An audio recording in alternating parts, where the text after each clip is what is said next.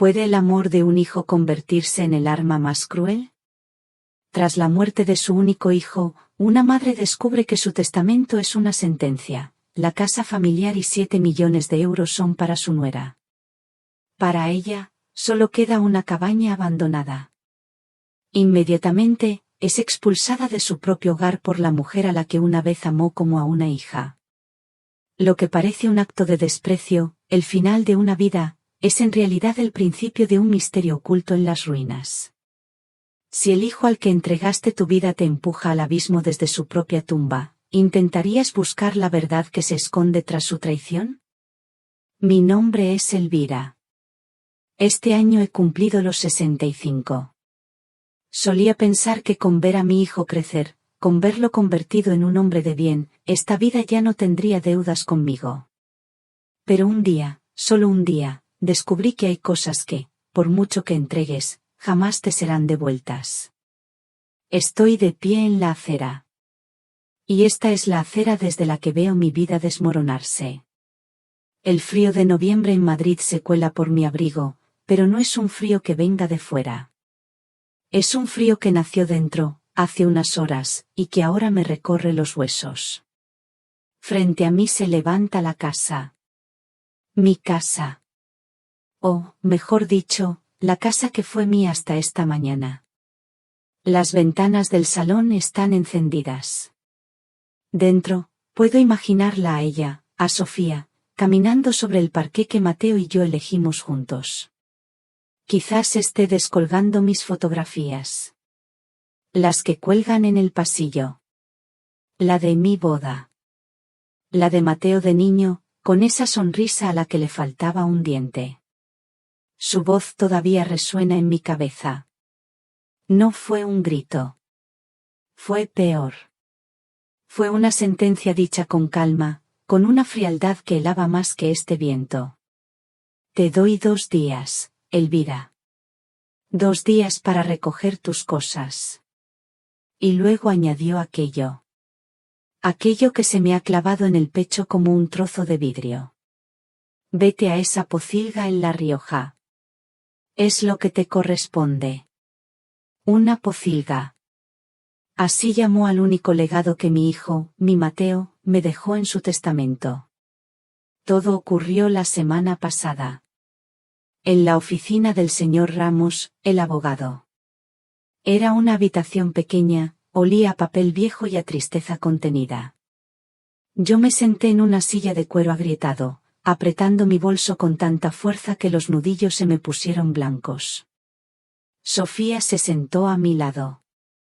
Iba vestida de un luto impecable, elegante. Lloraba en silencio. O eso parecía. Unas lágrimas discretas que se secaba con un pañuelo de seda.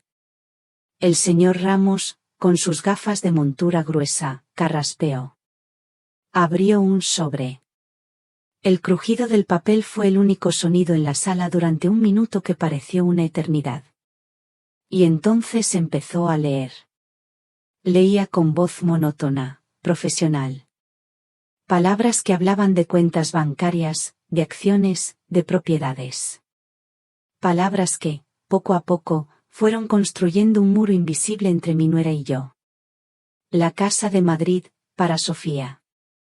Los 7 millones de euros depositados en el banco, para Sofía. Las inversiones, los coches, todo para Sofía. Yo escuchaba, inmóvil. Sentía la sangre huir de mi rostro. Pensaba que debía haber un error. Un terrible error. Mateo no podía haberme hecho esto. Mi hijo. Entonces, el señor Ramos hizo una pausa. Se ajustó las gafas y me miró por primera vez. Sentí una punzada de lástima en sus ojos. Y para su madre, Elvira Martínez, leyó con una voz que intentaba ser neutra: mi hijo Mateo lega la propiedad rústica conocida como La Escondida, en el término municipal de San Millán de la Cogolla, en La Rioja. Silencio. La Escondida.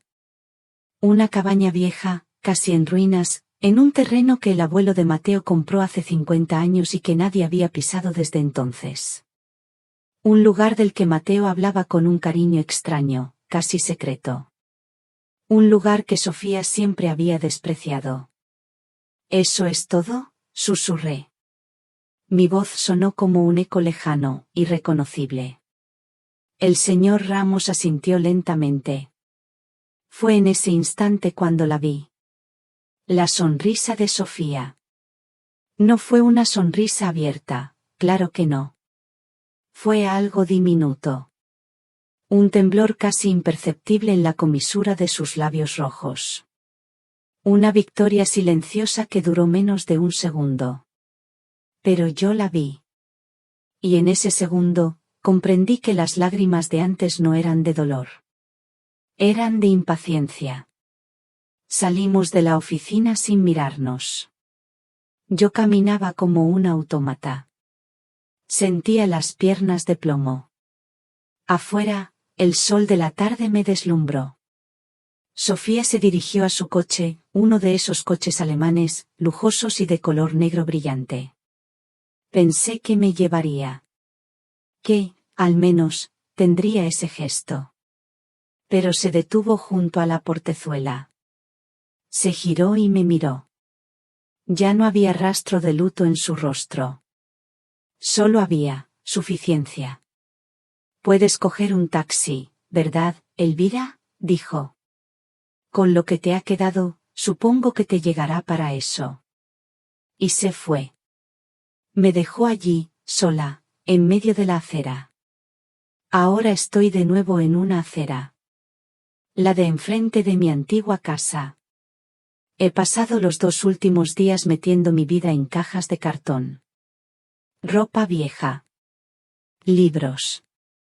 El viejo reloj de mi marido. Cada objeto era un ancla que me arrastraba al fondo de los recuerdos. Sofía me vigilaba desde el umbral de las habitaciones. No me ayudaba. Solo miraba. Con sus ojos fríos, calculadores. Como si temiera que me llevara algo que ahora le pertenecía a ella. La puerta de la casa se abre. Es ella. Me ha visto. Se queda parada en el porche, cruzada de brazos. La luz del interior dibuja su silueta. Una silueta extraña, ajena. No me dice nada. No hace falta. Su postura, su silencio, son más elocuentes que cualquier palabra. Es una orden muda. Vete. Meto la mano en el bolsillo de mi abrigo. Mis dedos rozan el metal frío de una llave. Es una llave grande, antigua, oxidada por el tiempo. La llave de la escondida. La llave de mi nueva vida. De la pocilga que me ha tocado en herencia. Me doy la vuelta. Empiezo a caminar sin rumbo fijo, alejándome de la única luz encendida en toda la calle. La luz de la casa que ya no es mía. No lloro. Las lágrimas se me han secado por dentro. Solo siento el frío. Y un eco. El eco de una pregunta que no deja de resonar en el silencio de mi corazón. No volví a dormir en Madrid. Pasé la noche en un hostal barato cerca de la estación de autobuses, sentada en el borde de una cama cuyo colchón se hundía por el centro. No deshice la maleta. No tenía sentido. Al amanecer, compré un billete. Solo de ida. Destino, Logroño. Desde allí, ya vería cómo llegar a ese pueblo del que apenas recordaba el nombre. El viaje en autobús duró 4 horas. 4 horas en las que no aparté la vista de la ventanilla, aunque en realidad no veía nada. Los campos secos de Castilla, los polígonos industriales, los pueblos dormidos, todo pasaba ante mis ojos como una película borrosa. Dentro de mí, el paisaje era siempre el mismo. Un paisaje vacío. Un desierto. Otros pasajeros hablaban por teléfono, reían, dormitaban con la cabeza apoyada en el cristal. Yo solo sentía el zumbido constante del motor. Un zumbido que parecía venir de dentro de mi propia cabeza. En una parada, una madre joven subió con su hijo. El niño no tendría más de 5 años.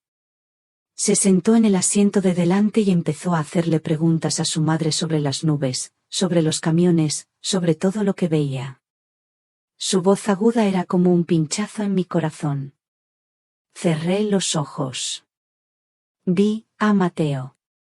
Vi su mano pequeña dentro de la mía, caminando por el Parque del Retiro. Vi su curiosidad infinita, sus preguntas que nunca terminaban. El autobús me dejó en una estación impersonal y ruidosa. Desde allí, un segundo autobús, más viejo y pequeño, me llevó hasta un cruce de carreteras en mitad de la nada. San Millán es por allí, me dijo el conductor, señalando un camino de tierra que se perdía entre los viñedos. A unos 3 kilómetros. Caminé. Arrastraba mi maleta de ruedas, cuyo sonido sobre la gravilla era lo único que rompía el silencio. A ambos lados, las viñas de La Rioja se extendían como un mar de palos secos y retorcidos, esperando la primavera. El aire era limpio y frío. Dolía al respirar. La encontré al final del camino. La Escondida. El nombre le hacía justicia.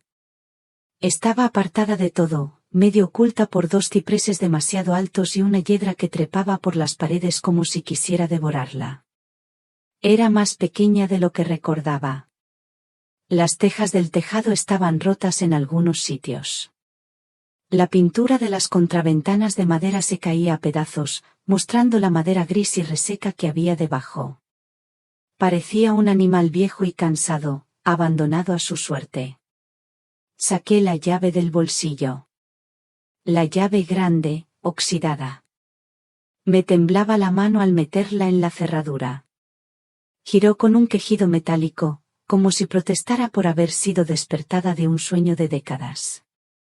Empujé la puerta. El aire que salió de dentro era denso. Pesado. Olía a polvo, a humedad, a madera podrida. A tiempo detenido.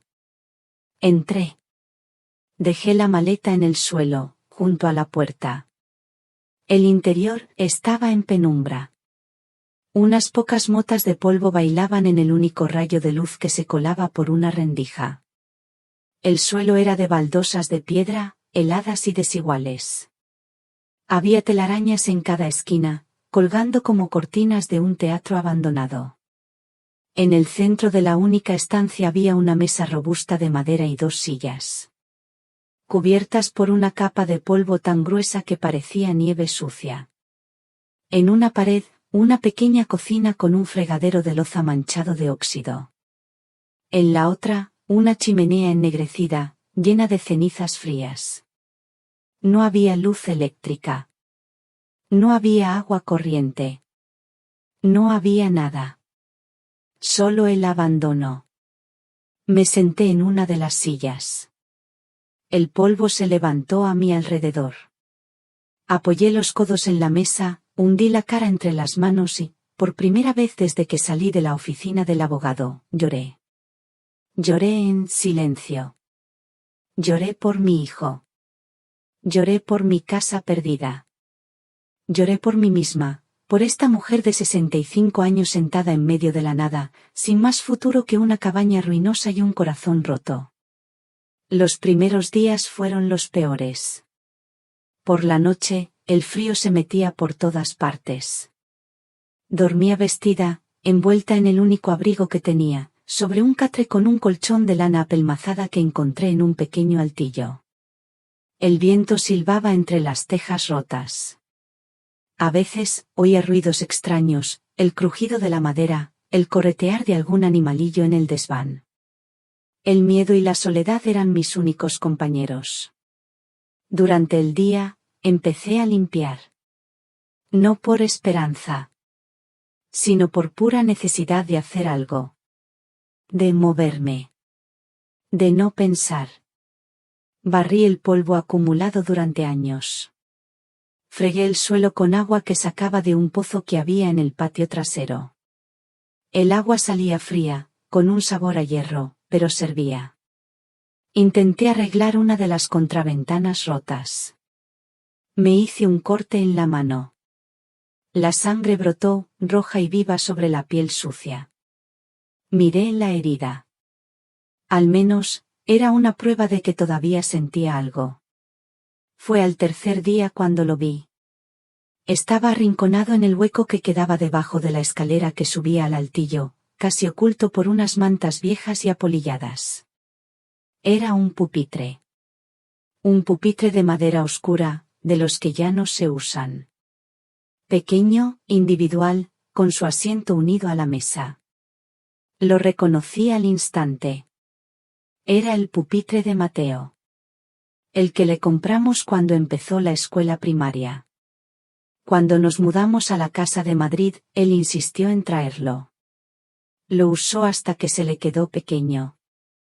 Después, no sé cómo, debió acabar aquí. Me arrodillé. Pasé la mano por la superficie de la mesa, dejando un surco limpio en la gruesa capa de polvo. Y entonces lo vi. Grabado a navaja, con la letra torpe de un niño, estaba su nombre. Mateo. Y a su lado, un pequeño dibujo. Un cohete despegando hacia las estrellas. Acaricié las letras. Acaricié el dibujo. Recorrí con la yema de los dedos los surcos que su pequeña mano había tallado hacía tantos años. Y fue como si el tiempo se plegara sobre sí mismo. De repente, ya no estaba en una cabaña fría y abandonada. Estaba en su habitación de Madrid, ayudándole a hacer los deberes. Escuchando sus sueños de ser astronauta. Viendo cómo su mundo, lleno de planetas y galaxias, cabía entero sobre la superficie de aquella pequeña mesa de madera. Una lágrima cayó sobre el polvo. Luego otra. Y otra. No eran las lágrimas de desesperación de los días anteriores. Eran distintas. Eran lágrimas de recuerdo. De un amor tan profundo que ni la muerte, ni la traición, ni todo el abandono del mundo podían borrar. Me quedé allí arrodillada, abrazada a ese pequeño mueble olvidado. Era solo un trozo de madera vieja. Pero en ese momento, para mí, era el único tesoro que me quedaba en el mundo. Era el único lugar donde mi hijo todavía estaba vivo. Los días empezaron a encontrar su propio ritmo. Un ritmo lento, marcado por el sol y por las tareas sencillas. Por la mañana, sacaba agua del pozo. El cubo de metal pesaba, y el esfuerzo me hacía sentir los músculos de los brazos, recordándome que mi cuerpo todavía estaba vivo. Después, barría las hojas secas del porche. Hacía un pequeño fuego en la chimenea para calentar la estancia y preparaba algo de comer. Cosas simples. Un poco de pan con aceite, una sopa de sobre. La soledad dejó de ser un monstruo aterrador. Se convirtió en una presencia silenciosa, casi familiar. Fue una mañana, una semana después de mi llegada, cuando la conocí. Yo estaba en el patio, intentando arrancar unas malas hierbas que crecían entre las piedras, cuando oí una voz a mi espalda. ¿Con qué ahí estabas? Llevo días viendo humo salir de esa chimenea y pensaba, o un fantasma se ha mudado, o alguien necesita una buena cazuela de patatas a la riojana. Me giré, sobresaltada. Era una mujer de mi edad, quizás algo mayor, con el pelo blanco recogido en un moño y unas arrugas amables alrededor de los ojos. Llevaba una cesta de mimbre en el brazo. Soy Carmen, dijo, con una sonrisa que achinaba sus ojos. Vivo en la casa del otro lado del cerro. La única en 3 kilómetros a la redonda. Me quedé sin saber qué decir. Hacía tanto tiempo que no mantenía una conversación de verdad. Ella pareció comprenderlo. Se acercó y dejó la cesta sobre el murete de piedra. Olía a guiso casero, un olor cálido y reconfortante que me transportó a otros tiempos. Dentro de la cesta había una cazuela de barro tapada con un paño, media barra de pan y un manojo de acelgas recién cogidas de la huerta. Sus hojas eran de un verde intenso, brillante. No tienes que decir nada, murmuró con voz suave. En los pueblos pequeños, las noticias vuelan, aunque no haya viento. Pero a mí no me interesan las noticias. Me interesa la gente. Me miró fijamente. Y tú tienes cara de buena gente. Ese día, Carmen se quedó un rato. Habló ella casi todo el tiempo. Me contó cosas de su vida, de sus nietos, de lo bueno que era el tomate ese año. Su charla era como un bálsamo. Un sonido humano y cálido que empezó a llenar los huecos que el silencio había dejado en mí. Antes de irse, me cogió la mano. Su piel era áspera, de trabajar la tierra, pero su tacto era cálido. Mañana te traeré unos huevos de mis gallinas, dijo. Y no acepto un no por respuesta. La visita de Carmen fue como abrir una ventana en una habitación cerrada. Entró un poco de aire fresco. Un poco de luz. Me comí sus patatas a la riojana sentada en el porche, y por primera vez en mucho tiempo, la comida me supo a algo. Me supo a amabilidad. Esa tarde, animada por esa pequeña chispa de vida, decidí limpiar a fondo el pupitre de Mateo. Era una forma de honrar su memoria, de cuidar lo único que me había quedado de él. Fui a por un cubo de agua y un trapo. Con paciencia, empecé a retirar el polvo, luego el barro reseco de las patas. La madera oscura, una vez limpia, reveló unas vetas preciosas. Estaba limpiando el interior del cajón, que estaba vacío, cuando mis dedos notaron una pequeña irregularidad en el fondo. Una tablilla que parecía suelta. Tiré de ella con cuidado. No se movió. La empujé hacia un lado y entonces oí un clic. Un clic suave, casi inaudible. La tablilla se deslizó, revelando un doble fondo. Un compartimento secreto. El corazón me dio un vuelco. Dentro, perfectamente ordenados, había 3 cuadernos de tapa dura y una pequeña caja de madera. No eran los cuadernos escolares que yo recordaba. Eran más nuevos. Los saqué con manos temblorosas. Los abrí. No eran diarios. Las páginas estaban llenas de anotaciones, de dibujos, de esquemas. La letra era la de Mateo, pero la de un Mateo adulto, precisa y segura. Había mapas de la zona dibujados a mano. Notas sobre el clima de La Rioja, sobre las horas de sol, sobre la composición del suelo. Dibujos detallados de distintos tipos de uva, Tempranillo, Garnacha, Graciano. Y frases sueltas. El drenaje es bueno en la ladera norte. Proteger del viento del oeste. Tierra arcillo calcárea. Ideal. Pasaba las páginas sin entender del todo. ¿Qué era todo aquello? Parecía el trabajo de un agricultor, de un enólogo. Mi hijo era economista. Había trabajado toda su vida en un despacho de Madrid, rodeado de números y gráficos en una pantalla de ordenador. Aquello no tenía ningún sentido. Mi mirada se posó entonces en la caja. Era una caja pequeña, de madera de olivo, sin ningún adorno. Sencilla y elegante. Intenté abrirla. Estaba cerrada con una cerradura diminuta, de esas antiguas. Cerrada con llave. Busqué por todo el compartimento secreto, pero no había ninguna llave. La sostuve en mis manos. Pesaba más de lo que parecía. La agité suavemente, pero no sonó nada en su interior. ¿Qué podía haber dentro? ¿Qué secreto guardaba con tanto celo? Dejé los cuadernos y la caja sobre el pupitre limpio. El sol de la tarde entraba por la ventana, iluminando las partículas de polvo que todavía flotaban en el aire. Pero ya no me parecía el polvo del abandono. Parecía otra cosa. El polvo de un misterio. Las palabras de Mateo, escritas en aquellos cuadernos, no sonaban a despedida. Sonaban como el principio de una historia que yo no conocía.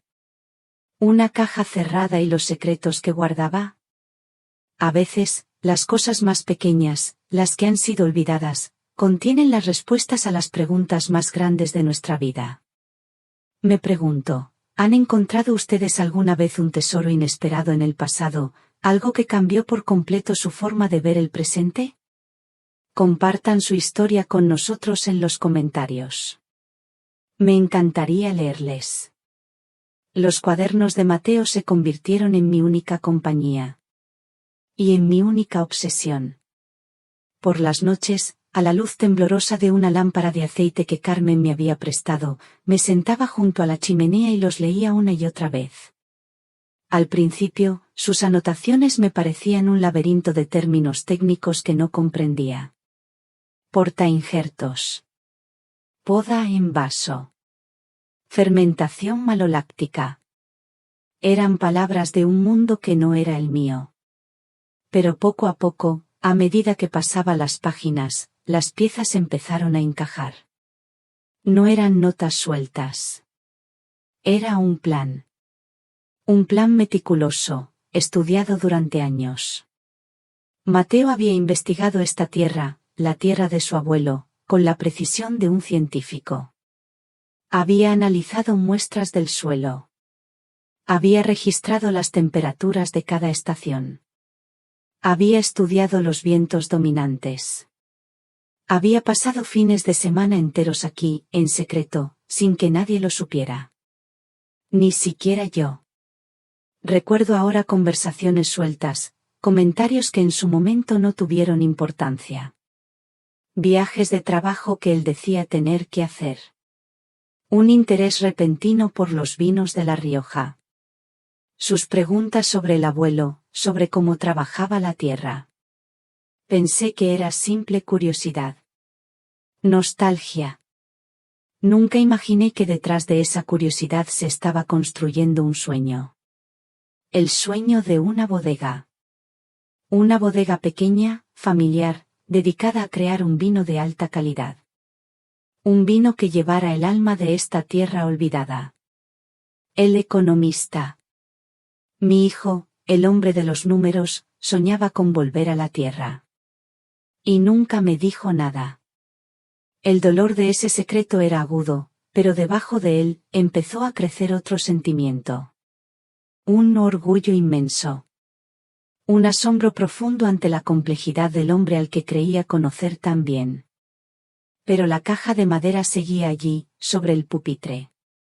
Cerrada. Burlándose de mí. Era la pieza que faltaba. El corazón de todo el misterio. Busqué la llave por todas partes. En cada rincón de la cabaña, en los bolsillos de la ropa vieja que había en el altillo. Nada.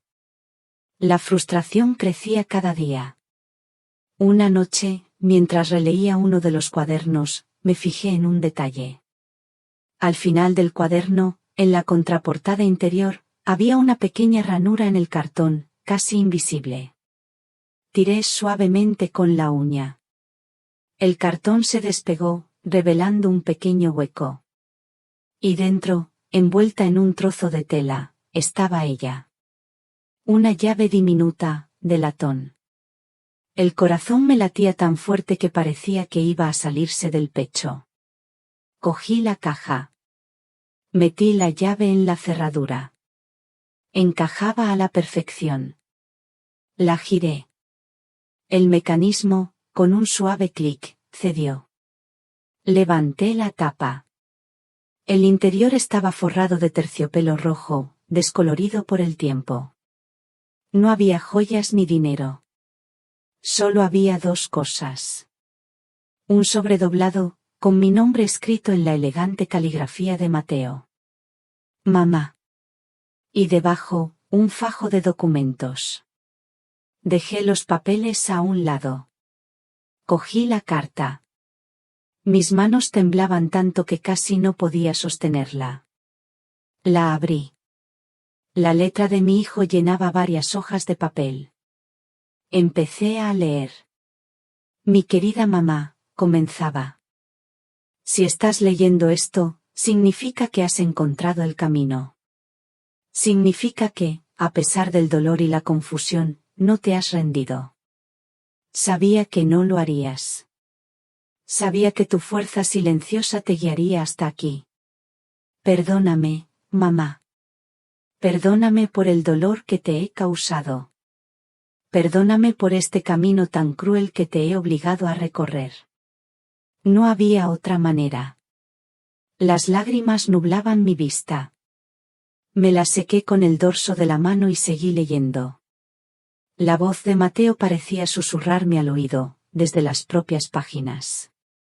Sé lo que debes estar pensando. ¿Por qué? ¿Por qué le dejé todo a Sofía?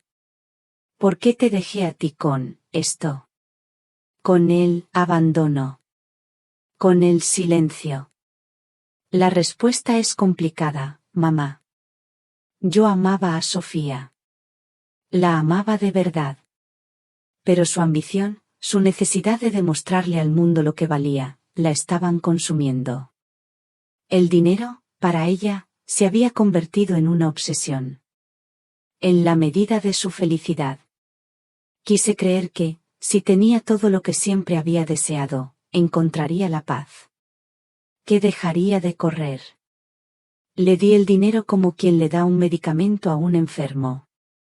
Una dosis masiva, esperando que la curara. O que, al menos, la hiciera enfrentarse a su propia enfermedad. Hice una pausa. Respiré hondo. El fuego crepitaba en la chimenea. Las palabras de mi hijo eran a la vez un bálsamo y un puñal. Pero a ti, mamá, no podía dejarte dinero. El dinero te habría puesto en su punto de mira. Te habría convertido en un obstáculo para ella. Y no podía arriesgarme. No podía arriesgar tu seguridad. Así que te dejé lo único que el dinero no puede comprar. Te dejé un sueño.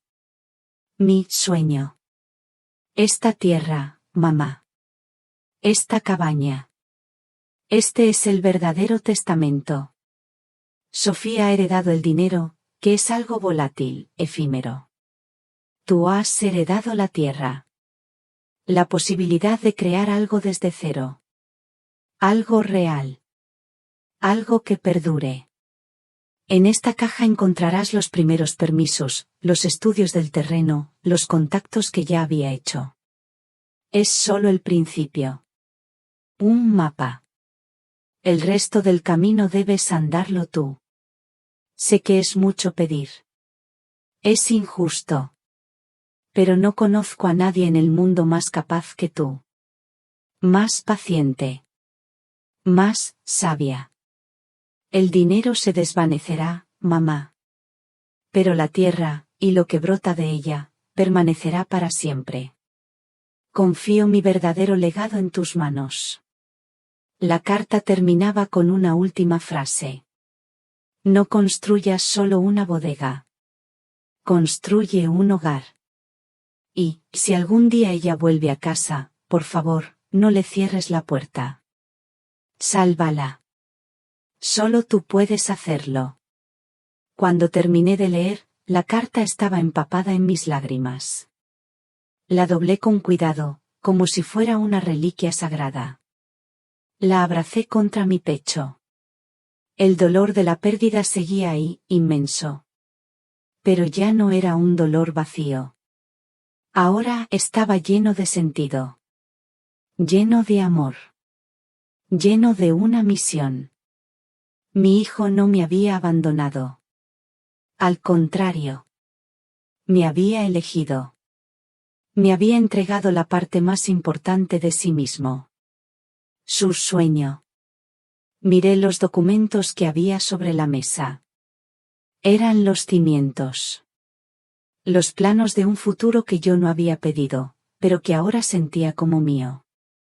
El miedo, la soledad, la desesperación, Todo eso empezó a retirarse, como una marea baja, dejando al descubierto una orilla de propósito firme y claro. Esa noche, por primera vez en mucho tiempo, no sentí el frío de la cabaña. El legado de mi hijo era un fuego que empezaba a arder dentro de mí. Un fuego que me mantendría caliente el resto de mi vida. A la mañana siguiente, el sol entró por la ventana de una forma distinta. O quizás era yo la que lo miraba con otros ojos. Ya no era la luz cruda que iluminaba mi abandono, sino una luz que invitaba a empezar. Desayuné de pie, junto a la chimenea, releyendo los cuadernos de Mateo. Pero esta vez no los leía como un recuerdo. Los leía como un manual de instrucciones. Entre sus anotaciones, un nombre aparecía varias veces. Íñigo Aldaz. A su lado, un número de teléfono y una nota, el que más sabe de esta tierra. De confianza. No tenía teléfono en la cabaña. Carmen, mi vecina, me había dicho que podía usar el suyo siempre que lo necesitara. Esa misma mañana, anduve el kilómetro que separaba nuestras casas con un nuevo propósito en mis pasos. Carmen me recibió con su sonrisa de siempre y una taza de café caliente. Le expliqué, sin entrar en demasiados detalles, que necesitaba hacer una llamada importante. Marqué el número con los dedos un poco torpes. Un hombre con voz grave y algo áspera contestó al otro lado. Diga. Buenos días, empecé, intentando que mi voz sonara más segura de lo que me sentía. Busco al señor Íñigo Aldaz. Mi nombre es Elvira Martínez. Soy la madre de Mateo. Mateo Torres. Hubo un silencio al otro lado de la línea. Un silencio largo, pesado. Por un momento, pensé que me iba a colgar. Conocí a su hijo, dijo finalmente. Su voz se había suavizado un poco. Un buen chico. Inteligente. Tenía una visión para esta tierra. Sentí un nudo en la garganta. Sí, acerté a decir. Por eso le llamo. Estoy en la escondida. Y he encontrado sus papeles. Voy para allá, dijo, sin más. Y colgó. Íñigo Aldaz llegó una hora después en una furgoneta vieja, cubierta de polvo rojizo. Era un hombre de unos 50 años, de piel curtida por el sol y manos grandes, acostumbradas al trabajo duro. Sus ojos, sin embargo, eran curiosos y amables. Le invité a sentarse en el porche. Le ofrecí un vaso de agua del pozo, lo único que tenía. Le enseñé los cuadernos. Los hojeó en silencio, asintiendo de vez en cuando. Se detuvo en un mapa que Mateo había dibujado, un mapa detallado de la parcela. Lo tenía todo en la cabeza, murmuró, más para sí mismo que para mí. Cada pendiente, cada zona de sol, cada corriente de aire. Sabía exactamente dónde plantar cada variedad. Levantó la vista y me miró. Su hijo no era un soñador, señora. Era un arquitecto. Quería construir algo grande aquí. Paseamos por el terreno. Yo le seguía mientras él se agachaba, cogía un puñado de tierra, la desmenuzaba entre los dedos, la olía. Arcilla y cal, decía. Perfecto para el tempranillo. Señalaba una ladera. Esta es la mejor zona. Protegida del cierzo. Buena para la garnacha. Hablaba de la tierra como si la conociera de toda la vida. Como si pudiera escuchar sus secretos. Este lugar no es una ruina, señora, me dijo al final del paseo, mientras miraba la cabaña. Es una promesa. Pero una promesa requiere trabajo. Mucho trabajo. Y dinero. Dinero no tengo mucho, confesé. Solo mis ahorros de toda una vida. No es gran cosa. Íñigo se quedó pensativo un momento. No hace falta empezar a lo grande, dijo. Se puede empezar poco a poco. Preparar una hectárea. Plantar los primeros injertos. Dejar que la tierra haga su trabajo. Lo importante es dar el primer paso. Me miró con seriedad. Si usted está dispuesta a darlo, yo la ayudaré. Ese día, sentí que la tierra bajo mis pies dejaba de ser un lugar de exilio para convertirse en un lugar de posibilidades. Por la tarde, mientras volvía a la cabaña, sonó el teléfono móvil que llevaba en el bolso, un aparato antiguo que apenas usaba. Era Luisa, mi mejor amiga de Madrid. Su voz sonaba preocupada. Elvira, ¿cómo estás? ¿Estás bien ahí sola? Estoy bien, Luisa. Mejor de lo que pensaba, le contesté. Y me di cuenta de que era verdad. Hablamos un rato. Me preguntó por mis cosas, le conté sobre Carmen, sobre el aire limpio. Y entonces, con algo de duda en la voz, me lo contó. No sé si debería decírtelo, Elvira, pero he visto a Sofía. Me quedé en silencio. Iba en un coche descapotable nuevo. Un coche blanco, muy llamativo. Con unas amigas. Se reían a carcajadas. Y llevaba un bolso, bueno, de esos que cuestan más que mi sueldo de un año. Hizo una pausa. Y luego, el otro día, me contaron que ha alquilado un local enorme en el barrio de Salamanca. Dicen que va a montar una tienda de moda. Algo muy exclusivo. Una inversión muy grande. Escuchaba a Luisa, pero mi mente estaba en otro lugar. Veía a Sofía, con su bolso caro y sus risas, quemando el dinero de mi hijo. Quemando el esfuerzo de toda su vida. Y no sentí rabia. Ni envidia. Lo que sentí fue una tristeza profunda. Una pena inmensa.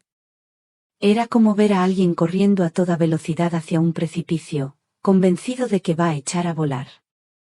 Elvira, ¿estás ahí?, preguntó Luisa. Sí, estoy aquí, respondí.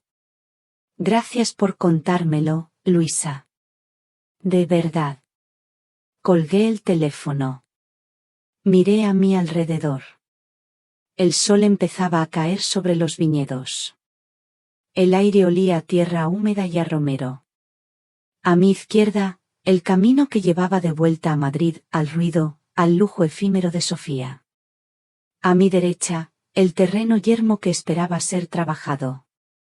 Entré en la cabaña. Cogí mi libreta del banco, la que guardaba con mis pocos ahorros. Hice unos números.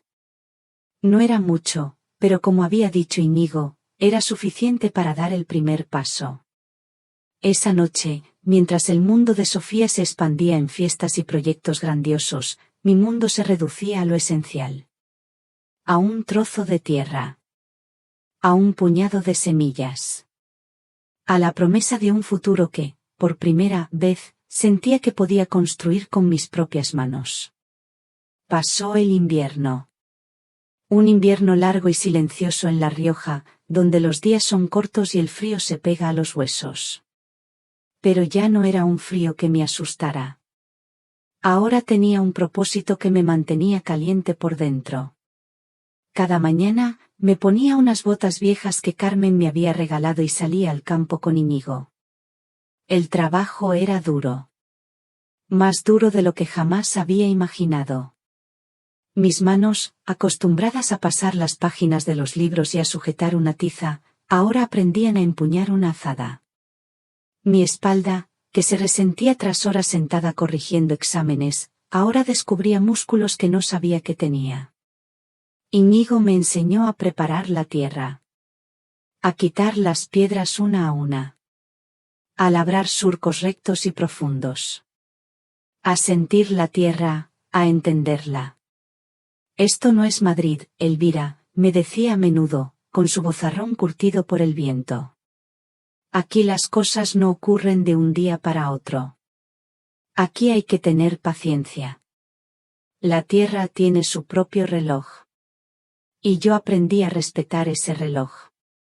Aprendí a encontrar la belleza en las cosas pequeñas. En el olor a tierra mojada después de una helada. En el silencio del campo al amanecer, roto solo por el canto de algún pájaro madrugador. En el calor de la lumbre al final del día, con el cuerpo dolorido pero el alma en paz. Carmen venía a menudo a traerme el almuerzo. Se sentaba a mi lado, en un murete de piedra, y me observaba trabajar. «¿Quién te ha visto y quién te ve?», me dijo un día, riendo. «Pareces una mujer de aquí de toda la vida». Yo le sonreí. En el fondo, empezaba a sentirme así. Las raíces que estaba ayudando a plantar en la tierra, de alguna manera, también estaban empezando a crecer dentro de mí. Cuando llegó la primavera, la tierra estaba lista. Íñigo trajo los primeros portainjertos.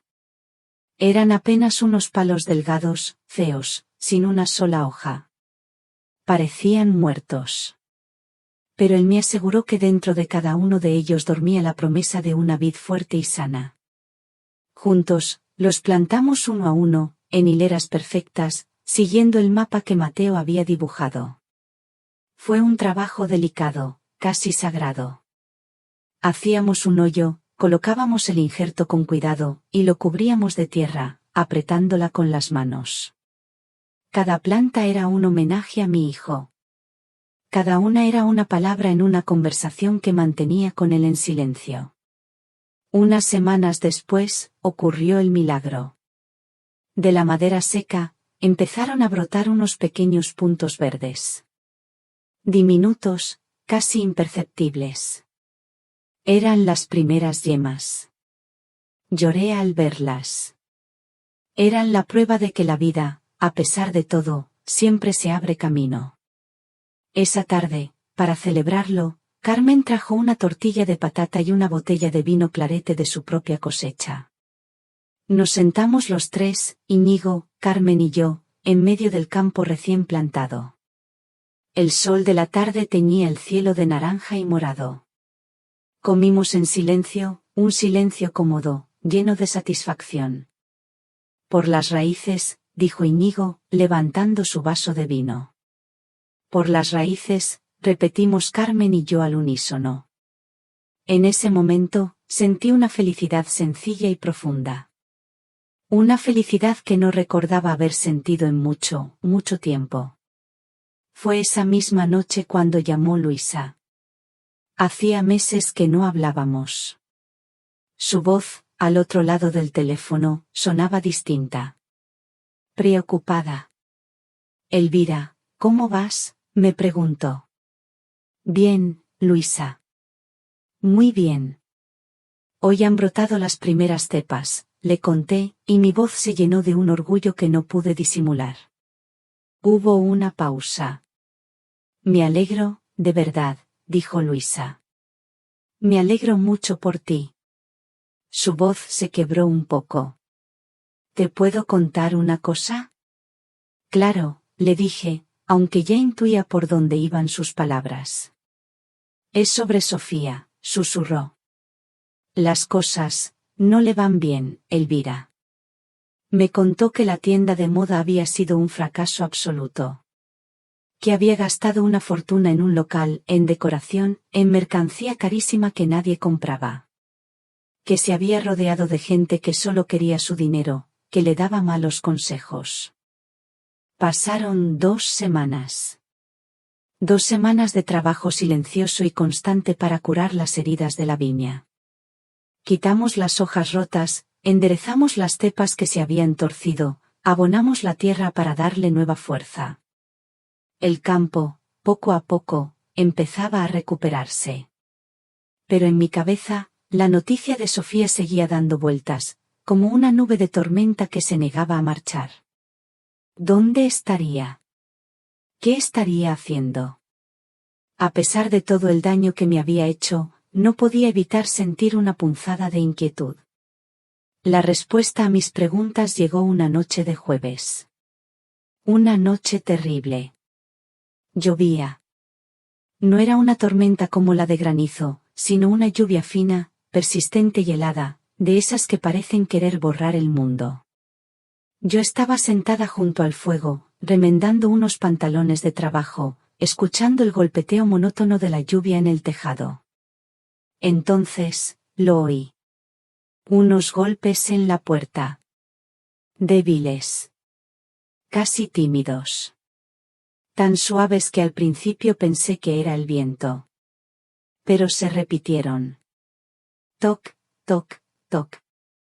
Alguien estaba ahí fuera, en medio de la noche y del diluvio. Me levanté, con el corazón encogido por un mal presentimiento. Cogí la lámpara de aceite. Su luz proyectaba mi sombra temblorosa en la pared. Me acerqué a la puerta. ¿Quién es?, pregunté. Mi voz sonó extraña en el silencio de la cabaña. No hubo respuesta. Solo el sonido de la lluvia. Y algo más. Un sonido que parecía un sollozo ahogado. Con la mano temblando, descorrí el viejo cerrojo de hierro. La puerta se abrió con un quejido. Y allí estaba ella. Sofía. Pero no era la Sofía que yo recordaba. La mujer que tenía delante no llevaba trajes caros ni bolsos de marca. Llevaba unos vaqueros gastados y un jersey fino, completamente empapados. El agua le chorreaba del pelo, pegado a la cara en mechones oscuros. No llevaba maquillaje. Su rostro estaba pálido, demacrado, con unas ojeras profundas que hablaban de muchas noches sin dormir. Y sus ojos, antes tan llenos de arrogancia y desafío, ahora solo reflejaban un vacío inmenso. Un naufragio. Se quedó allí, en el umbral, temblando de frío y de algo más. Nos miramos en silencio durante un instante que pareció durar una vida entera. En su mirada vi la imagen invertida de mí misma, aquella tarde, en la acera de Madrid. La mujer poderosa y la mujer despojada. Ahora, los papeles se habían cambiado. No dije nada. Me hice a un lado y le indiqué con un gesto que entrara. Entró despacio, dejando un rastro de agua en el suelo de piedra. Se quedó parada en medio de la estancia, abrazándose a sí misma, sin atreverse a mirar nada. Yo cerré la puerta. El sonido del cerrojo al cerrarse pareció sellar el mundo exterior. Ahora solo estábamos ella, yo, y el sonido de la lluvia. Fui al arcón donde guardaba las mantas. Saqué la más gruesa, la de lana, y se la puse sobre los hombros.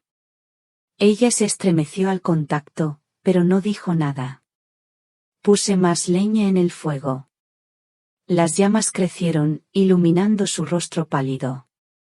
Luego, puse a calentar agua en un cazo para hacer un té. Mientras el agua se calentaba, ella seguía de pie, inmóvil. Como una estatua de la derrota.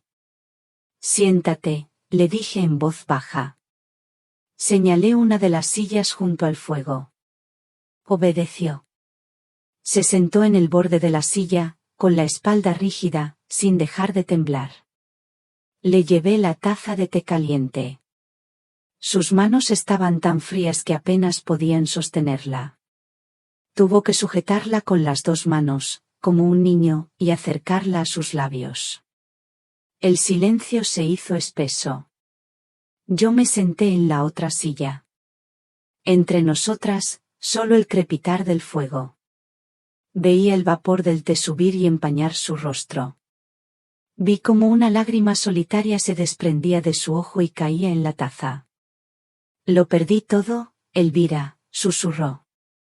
Su voz estaba rota. Irreconocible. Todo. No respondí. Solo la escuchaba. La casa, continuó, con la voz entrecortada por los sollozos. El banco, se la ha quedado. Y el dinero, se fue. Se fue tan rápido. Confié en la gente equivocada. Hice inversiones estúpidas. Quería Quería demostrar que podía hacer algo grande. Más grande que Mateo. Quería que todos vieran que yo no era solo su mujer. Levantó la vista y me miró por primera vez. Sus ojos estaban llenos de una desesperación tan profunda que me dolió verla. Tenía miedo, confesó. Siempre tuve miedo de no estar a su altura. Él era tan inteligente, tan bueno. Y yo solo quería brillar. Pensé que el dinero me daría ese brillo. Pero solo me dejó más vacía. Más sola. Se derrumbó. Dejó la taza en el suelo y escondió la cara entre las manos, sacudida por unos sollozos que parecían venir del fondo de su alma. Lloraba por el dinero perdido, sí. Pero lloraba por mucho más. Lloraba por su orgullo roto, por sus sueños fallidos, por la persona en la que se había convertido. La dejé llorar. Era un llanto que necesitaba salir. Mientras la escuchaba, recordé mi propio dolor. Recordé su crueldad. Su desprecio. Una parte de mí, la más vieja y herida, quería decirle, te lo mereces. Es tu castigo. Pero otra parte, una parte que no sabía que existía, solo sentía una inmensa y extraña compasión. Veía a la mujer que me había humillado, sí. Pero también veía a una persona rota. A la mujer que mi hijo había amado. Cuando el llanto amainó, levantó la cara. Sus ojos estaban hinchados y rojos. No tengo a dónde ir, dijo en un susurro. No me queda nadie. Hizo una pausa larga, dolorosa. Y entonces, me hizo la pregunta. ¿Puedes ayudarme? La miré fijamente. Vi en sus ojos el miedo, la vergüenza, la súplica. Vi los restos del naufragio. Y recordé las últimas palabras de la carta de Mateo. Sálvala. Solo tú puedes hacerlo. Respiré hondo. La decisión que tomara en ese momento no solo cambiaría su vida. Cambiaría también la mía. Puedo, le respondí con una voz serena, una voz que no parecía la mía. Pero no con dinero. Tienes que ganártelo. Tú misma. Sofía se quedó. Le preparé una cama en el pequeño altillo, el mismo catre duro sobre el que yo había dormido mis primeras noches. A la mañana siguiente, la lluvia había cesado. El aire era limpio y frío. El mundo parecía recién lavado. Después de un desayuno en silencio, a base de café y pan tostado, la llevé fuera. Este es tu trabajo ahora, le dije, señalando las hileras de cepas que se extendían por la ladera. Y esta, añadí, entregándole una azada, es tu herramienta. Le expliqué mis condiciones. Eran sencillas. Podía quedarse en la cabaña. Tendría comida y un techo. A cambio, trabajaría en la viña, como yo, como Íñigo. Sin sueldo. Su única paga sería la oportunidad de empezar de nuevo. Y algo más. Mateo dejó un sueño a medias, le dije, mirándola a los ojos. Y yo necesito ayuda para terminarlo. Necesito a alguien que sepa de números, de mercados, de cómo vender un producto. Necesito a la mujer de negocios que hay en ti. No a la que fracasó. A la que puede aprender de sus errores. Vi un destello de algo en su mirada. ¿Sorpresa? ¿Incredulidad? Asintió en silencio. El acuerdo estaba sellado. No con un contrato. Sino con una azada y una promesa silenciosa. Los comienzos fueron difíciles. Muy difíciles. Sofía no sabía nada del campo. Sus manos, acostumbradas a las manicuras y a las cremas, se llenaron de ampollas el primer día. Sus músculos, acostumbrados al gimnasio, no estaban preparados para el esfuerzo constante y repetitivo de la tierra. Se movía con torpeza, con la incomodidad de quien lleva un traje que no es de su talla. Íñigo, al principio, la miraba con desconfianza. La señorita de ciudad, la llamaba por lo bajo. Pero yo le pedí paciencia. Y, para mi sorpresa, Sofía aguantó. Se quejaba en voz baja, maldecía cuando se golpeaba un dedo, pero no se rindió. Cada mañana, se levantaba al amanecer, se ponía la ropa de trabajo que Carmen le había prestado, y salía al campo. En silencio. Con determinación. Nuestras conversaciones eran escasas y se limitaban a lo estrictamente necesario. Pásame el agua. Hay que quitar las malas hierbas de esta hilera. El cielo amenaza lluvia. Vivíamos juntas en el espacio diminuto de la cabaña, pero entre nosotras había un abismo de palabras no dichas, de heridas no cerradas. El primer conflicto real surgió un par de meses después. El proyecto empezaba a tomar forma. Necesitábamos un nombre para nuestra futura bodega. Un nombre para el vino. Una tarde, nos sentamos en la mesa del porche con un cuaderno. Yo había pensado en algo sencillo, dije. Bodega La Escondida. O quizás, Viña Mateo, en su recuerdo. Sofía negó con la cabeza. No, Elvira. Esos nombres son demasiado rurales. Demasiado predecibles. Necesitamos algo con más fuerza. Con más impacto en el mercado. Algo moderno. Como Terraforte o Cepa Nova. Discutimos. Por primera vez, oí en su voz un eco de la antigua Sofía, la mujer segura de sí misma, la experta en marketing. Yo defendía la tradición, el homenaje a Mateo. Ella defendía la estrategia comercial, la necesidad de destacar. La tensión entre nosotras era palpable. Tú no entiendes de esto, Elvira, me espetó en un momento dado. Y tú no entiendes esta tierra, le respondí, con una dureza que me sorprendió a mí misma. Nos quedamos en silencio, mirándonos. La brecha entre nosotras parecía insalvable. Pero entonces, Sofía hizo algo inesperado. Respiró hondo y dijo, con la voz más calmada, quizás tengas razón. Pero tú también tienes que entender que un buen producto necesita una buena imagen para venderse. Esa noche, dibujó un boceto en el cuaderno. Era una etiqueta para la botella. El diseño era limpio, moderno, como ella quería. Pero en el centro, había un dibujo estilizado de la fachada de la cabaña. Y debajo, con una caligrafía elegante y sencilla, 2 palabras, legado de Mateo. ¿Qué te parece?, me preguntó, sin mirarme directamente. Miré el dibujo. Miré las palabras. Y sentí que algo, dentro de mí, empezaba a ceder. Había encontrado la forma de unir nuestros 2 mundos. El pasado y el futuro. La tradición y la modernidad. Me gusta, le dije. Me gusta mucho. Fue un pequeño paso. Pero fue el más importante. A partir de ese día, algo cambió. Empezamos a hablar. No solo de trabajo. Me preguntó por mi vida antes de Madrid.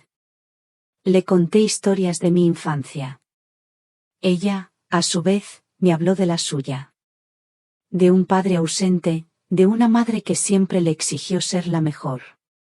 De una soledad que el dinero nunca consiguió llenar. Empecé a ver a la mujer que había detrás de la fachada. A la niña asustada que se escondía tras la arrogancia. Y empecé a entender. No a perdonar del todo, no todavía. Pero sí a entender. Una tarde, volvíamos del campo, cansadas y cubiertas de polvo. El sol se ponía, tiñendo las nubes de un rojo intenso. Nos detuvimos un momento a mirar el paisaje. Gracias, Elvira, dijo de repente, en voz muy baja. Me giré para mirarla. No, continuó, y su voz se quebró un poco. No me refiero a esto. No a la comida, ni al techo. Gracias por no dejarme caer del todo. Se frotó las manos, unas manos que ya no eran suaves, sino ásperas y encallecidas. Lo siento, susurró. Por todo. De verdad. No fue una disculpa desesperada como la de la noche de la lluvia. Fue una disculpa serena. Nacida del trabajo, del cansancio y de la reflexión. Asentí lentamente. No hicieron falta más palabras. En ese atardecer, entre las viñas que ambas habíamos cuidado, el perdón, como una semilla diminuta, empezó por fin a germinar.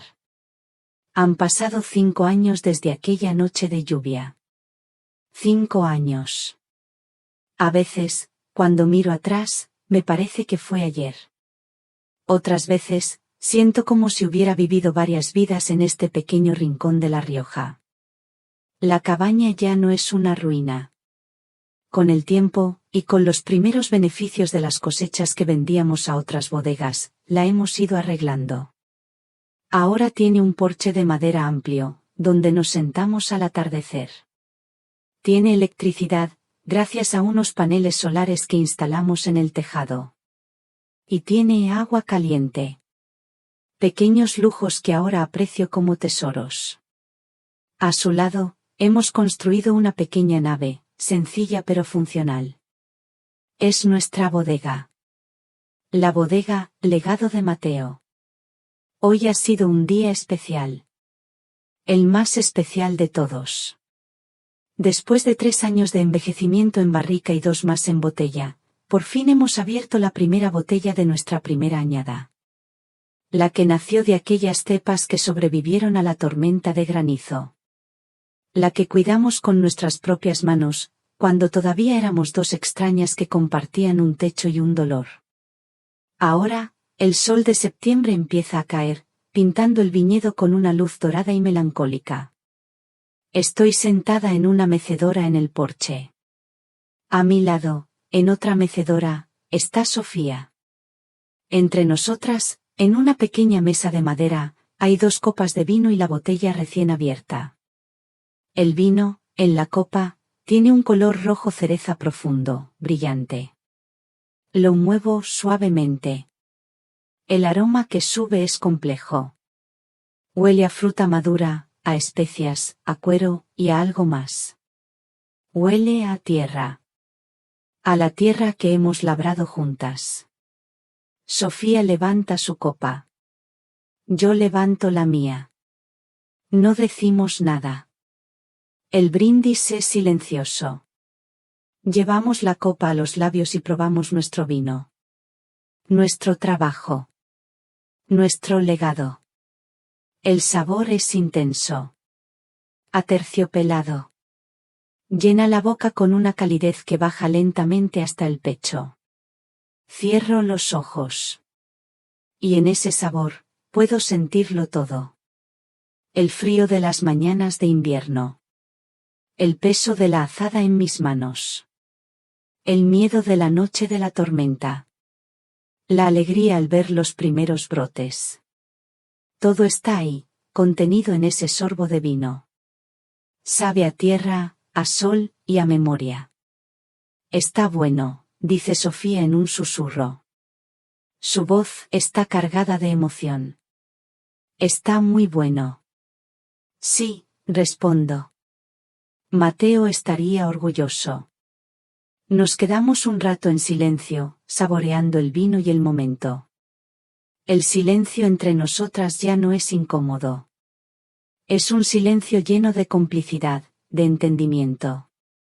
El silencio de 2 personas que han recorrido un camino muy largo juntas. ¿Sabes una cosa, Elvira?, dice de repente, mirando el viñedo. A veces pienso que perder aquellos 7 millones de euros fue lo mejor que me ha pasado en la vida. La miro. Su rostro ha cambiado en estos años. Las líneas de expresión alrededor de sus ojos son más profundas, pero su mirada es serena. Tranquila. La ambición febril ha desaparecido, dejando paso a una calma que nunca antes le había visto.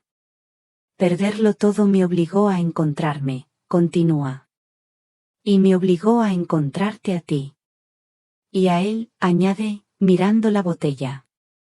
Creo que nunca conocí a Mateo de verdad hasta que empecé a trabajar su sueño. Asiento lentamente. Yo tampoco, confieso. A veces pienso que este fue su verdadero plan desde el principio. No dejarnos una herencia, sino dejarnos un camino para que nos encontráramos la una a la otra. Pienso en ello un momento, y las lecciones de estos años se vuelven claras en mi mente. Me doy cuenta de que lo mejor que podemos dejar a nuestros hijos no es la riqueza que les ahorra el esfuerzo, sino el desafío que les obliga a crecer. Sofía ha aprendido que el patrimonio más valioso no es el que se hereda, sino el que se construye con las propias manos. Y yo he aprendido que la vida puede quitártelo todo, puede dejarte en una cabaña abandonada, tiritando de frío. Pero nunca te quita la capacidad de volver a empezar. A veces, hay que perderlo todo para encontrarse a uno mismo. El sol ya casi se ha ocultado tras las colinas. El aire fresco del atardecer huele a viñas y a tierra húmeda. Sofía apoya su cabeza en mi hombro, un gesto sencillo, natural, que hace años habría sido impensable. Yo le paso un brazo por la espalda. Nos quedamos así, las dos, en silencio. Dos mujeres. Ya no suegra y nuera. Ni jefa y empleada. Somos algo más sencillo y, a la vez, mucho más fuerte. Somos familia. Una familia pequeña, imperfecta, forjada en la pérdida y reconstruida sobre la tierra. Miro las hileras de vides que se pierden en la penumbra. Nuestro legado. El legado de Mateo. Y siento una profunda paz. Una paz que, como el buen vino, ha tardado mucho tiempo en madurar. La historia de Elvira, y la de Sofía, termina aquí. ¿Qué piensan de la decisión final de Elvira? ¿Habrían hecho ustedes algo distinto en su lugar? Compartan sus reflexiones en los comentarios. Les aseguro que leo cada una de sus palabras. Si esta historia les ha hecho pensar o sentir, no olviden dejar un me gusta, compartirla con alguien que crean que también se emocionará, y suscribirse al canal para no perderse los misterios del alma que están por venir. Nos encontramos en la próxima historia. Y quién sabe, tal vez la próxima vez, la protagonista, sea usted.